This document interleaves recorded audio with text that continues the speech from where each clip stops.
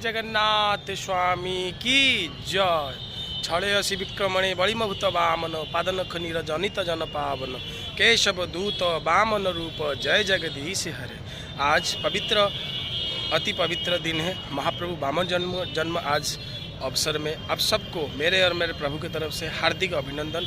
आज महाप्रभु जगन्नाथ जी का एक रूप जो वामन रूप है, आज ही के दिन महाप्रभु जन्म ग्रहण किए थे। आज वामन जन्म है।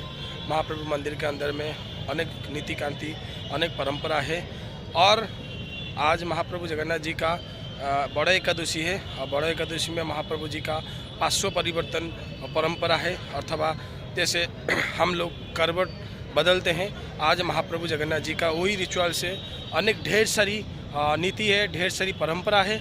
आज मंदिर में आइए जानते हैं वो नीति और परंपरा विषय में। उससे पहले मैं नरसिंह महापात्र आपको स्वागत करता हूँ। महाप्रभु जगन्नाथ जी का अनेक परंपरा है, अनेक द्वादश यात्रा है।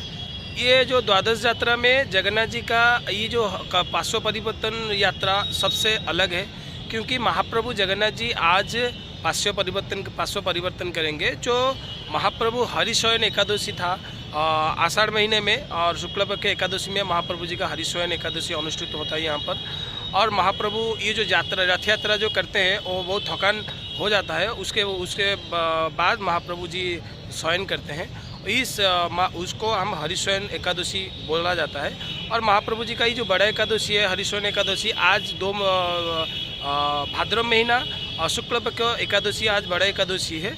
महाप्रभु जी का आज 500 परिवर्तन करेंगे, क्योंकि जाहिर सी बात है हम लोग जब सोते हैं रात में और एक साइड में नहीं सोते तो हम करवट बदलते हैं। ऐसे ही महाप्रभु जगन्नाथ जी मानव लीला करते हैं हमारे यहाँ पर और सारा कुछ ये पृथ्वी ऊपर में। तो महाप्रभु जी का मानव लीला तो मानव के जैसा ही होगा। इसी वजह से महाप्रभु जगन्नाथ जी का आज कली युग में मानव लीला स्वयं श्रीक्षेत्र में कर रहे हैं, क्योंकि 500 परिवर्तन आज महाप्रभु जी 500 परिवर्तन करेंगे। क्योंकि जो हरिशयन एकादशी था उससे महाप्रभु जी एक साइड में सोए थे और आज 500 परिवर्तन करेंगे। आज वही रिचुअल्स वही परंपरा जगन्नाथ जी के मंदिर के अंदर अनुष्ठित होगा। और सबसे पहले आज महाप्रभु जगन्नाथ जी का भोग मंडप खत्म हो जाने के बाद महाप्रभु जी का मैलम होगा। तो महाप्रभु जी का भोग मंडप खत्म हो जाने के बाद महास्नान नीति पूजा पंडा जो सेवक है, जो आचार्य सेवक जो पूजा पंडा जो महाप्रभु जी को भोग करते हैं वो महाप्रभु जी को महास्नान करेंगे। और महास्नान खत्म हो जाने के बाद महाप्रभु जी को चंदन सर्वांग होगा।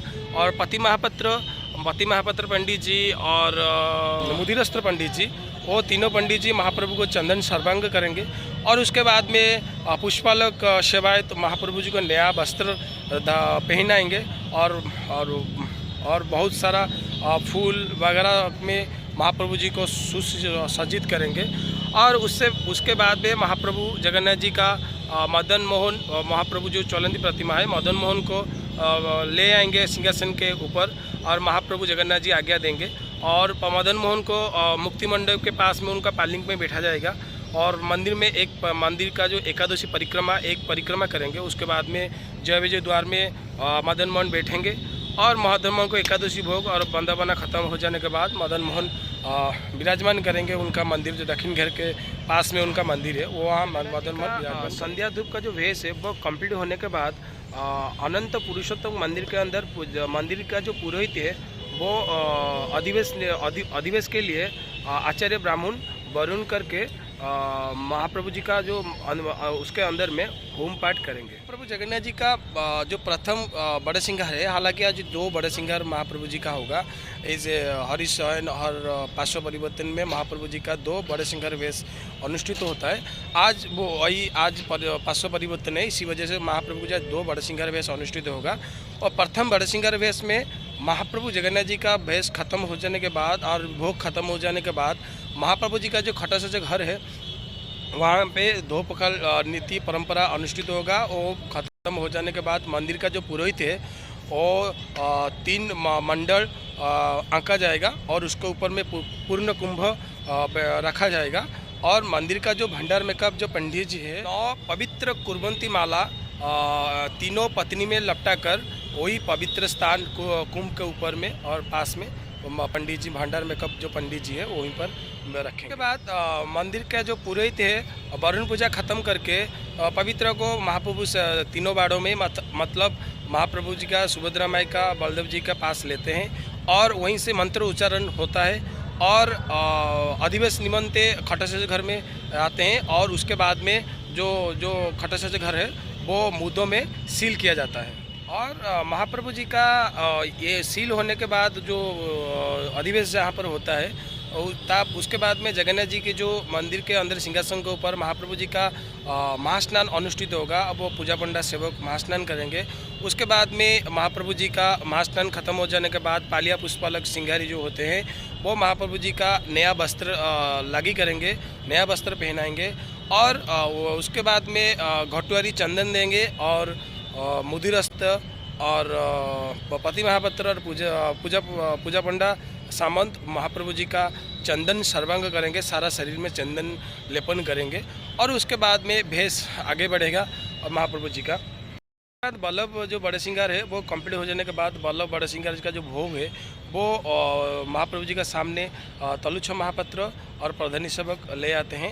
महाप्रभु जी का षोडशोपचार में पूजा और कर्पूर आरती खत्म हो जाने के बाद महाप्रभु जी का पार्श्व परिवर्तन का जो रिचुअल से परंपरा है अनुष्ठित होता है और वो अनेक सेवायत लोग करते हैं और सब मिलाकर जो महाप्रभु जी का षोडशोपचार में पूजा और कर्पूर आरती खत्म हो जाने के बाद महाप्रभु जी का पार्श्व परिवर्तन का जो रिचुअल से परंपरा है अनुष्ठित होता है और वो अनेक सेवायत लोग करते हैं और सब मिलाकर जो स्वयं का जो पार्श्व परिवर्तन का जो परंपरा है वो अनेक सेवक को लेके होता है।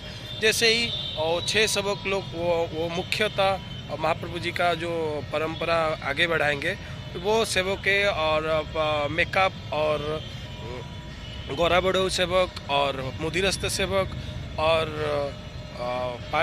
अखंड मेकअप और तड़ूकरण और गौरा बड़ू, ये 6 महाप्रभु जी का जो सेवायत लोग हैं वो महाप्रभु जी का खटसेज घर में सीढ़ी सबसे पहले आज जो ये 6 सेवक स्वयं जो घर है महाप्रभु जी का वहाँ पर जाएंगे और सील को तोड़ेंगे और सील तोड़ने के बाद मुदिरस्त सेवक महाप्रभु जी का जो पेड़ी के अंदर जो स्वयं ठाकुर है उनको पेड़ी के अंदर में मुदिरस्त सेवक खोलेंगे और गौराबड़ू सेवक मुदिरस्त जी को हाथवानी पानी देंगे और उसके बाद में खुंटिया खुंटिया सेवक जो महाप्रभु जी का सेवक है वो खुंटिया सेवक शुक्ल पुष्प 3 बार पुष्पांजलि देंगे।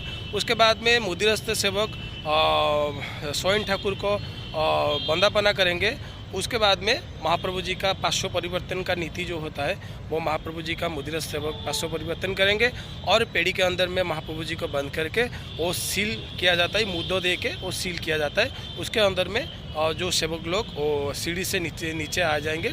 उसके बाद में जगन्नाथ जी का सिंहासन के अंदर में अनेक नीति परंपरा, बहुत सारा नीति, बहुत सारा परंपरा है। जैसे कि महाप्रभु जी का दैनिक नीति, महाप्रभु जी का पहुड़ आलती होगा, कर्पूर आलती होगा। उसके बाद में खट जो रत्न खट है, रत्न पालिंग है, जो बेड है महाप्रभु जी के सिंहासन के ऊपर, तीनों रत्न पालिंग महाप्रभु जी के ऊपर मंदिर के जो सिंहासन के पास जाएंगे और कर्पूर लागी होगा। और महाप्रभु जी का जो रात में नारकेल खाते हैं वो नारकेल जल में जो कर्पूर दिया जाता है वो समर्पण होगा। उसके बाद में महाप्रभु जी का सब भेष कंप्लीट हो जाने के बाद महाप्रभु जी का पहुड़ आरती होगा। और उसके बाद में आज का जो परंपरा है, यहीं से आज का इतना ही नीति है, इसकी ही परंपरा है। बहुत ज़्यादा परंपरा है, मैं वीडियो के माध्यम से थोड़ा शॉर्ट कर दिया हूँ, मगर उससे भी और ज़्यादा परंपरा है। थोड़ा मेरा हिंदी बहुत थोड़ा कम है और क्षमा चाहता हूँ, क्योंकि मेरा एक ही मकसद है कि महाप्रभु जी का ये जो परंपरा नीति सब लोग जाने, सबके महाप्रभु जी का जो परंपरा है, महाप्रभु जी का जो महान गाथा है सब जाने। इसीलिए मैं हिंदी में भी थोड़ा थोड़ा बोल रहा हूँ, कर मेरा भी उड़िया में भी एक पेज है, इसीलिए मैं हिंदी में भी बोल रहा हूँ। तो मेरा जो हिंदी गलत है तो मैं आपको से क्षमा प्रार्थना करता हूँ, मगर मेरा एक ही चेष्टा है किसी का भाषा में महसूस नहीं करता। यदि मेरा हिंदी थोड़ा वीक है तो मुझको सबको मैं सबको क्षमा प्रार्थना करता हूँ। जय जगन्नाथ। आप जो ये वीडियो जब आपको अच्छा लगे तो वो दिल से लाइक शेयर सब्सक्राइब जरूर करना। जय जगन्नाथ।